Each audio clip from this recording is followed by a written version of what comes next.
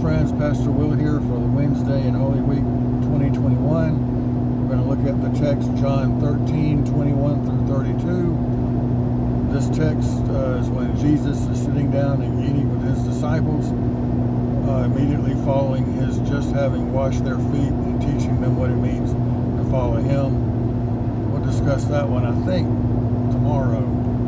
But today, they're eating with his friends, and then Jesus makes the statement. They're all sitting around having a good time, telling stories and all that, as we do. We get together with friends and eat. And then Jesus says, well, one of you are going to betray me. And of course, this had to be a real downer for the evening meal, or for the meal, and everybody was all a titter, wondering, who's it going to be? Who's it going to be?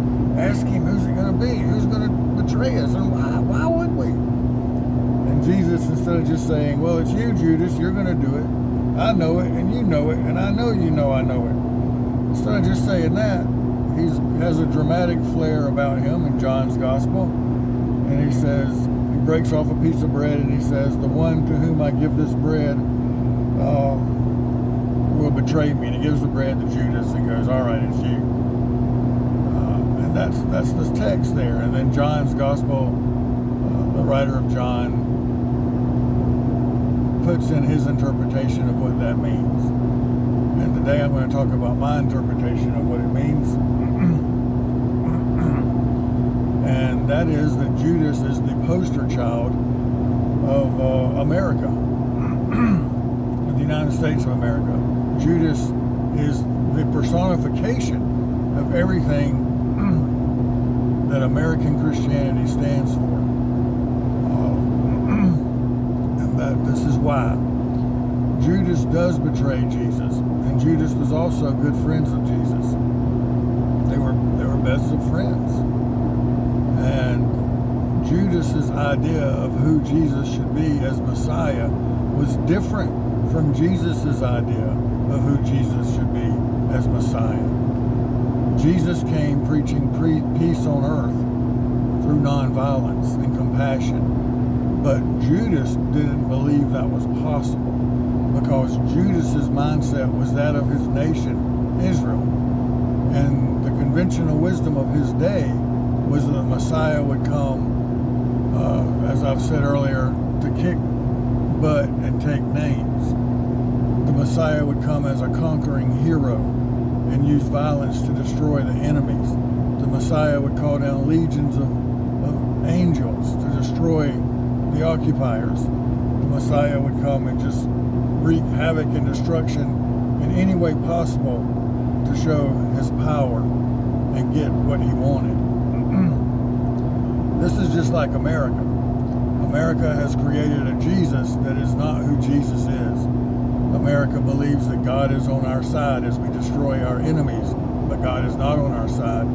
Just as the gospel writer of John wrote that when Jesus gave Judas the bread, Satan entered into him. Whenever America or anyone chooses to be that which is other than Christ, Satan enters into them as well.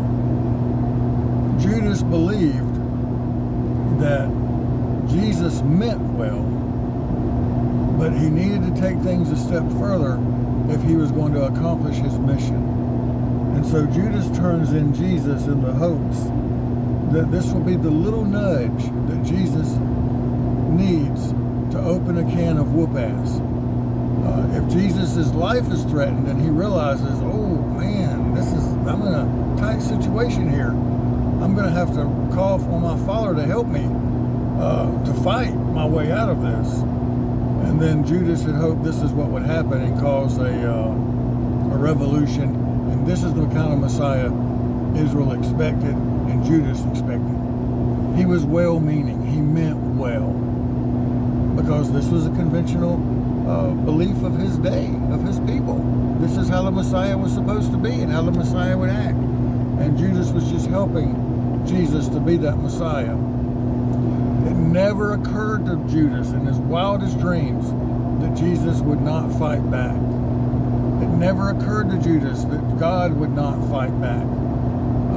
It never occurred to anyone that the Messiah would be put to death, much less then raised from the dead. But that's who God is. God is not one to fight. God is not one to destroy. God is not one to kill. God is one who acts in compassion and gives life instead of taking it away. And so we should have in all of our courthouses and military installations or whatever in our nation, pictures of Judas and our glorifying of him and his way of doing things. He meant well, and so many people today in America mean well as they try to make God into something God is not. But in the end, they're acting in behalf of that which is not God, and to use the gospel writer's terminology, it's Satan, or the anti-God, or the anti-Christ. So how long will we as churches and as disciples continue to make God in our own image and insist that might makes right instead of forgiveness and peace and compassion? That's the question for us this Holy Week. May you recognize the blessings of God in your life and strive for peace in the name of Christ instead of in the name of your nation. Amen.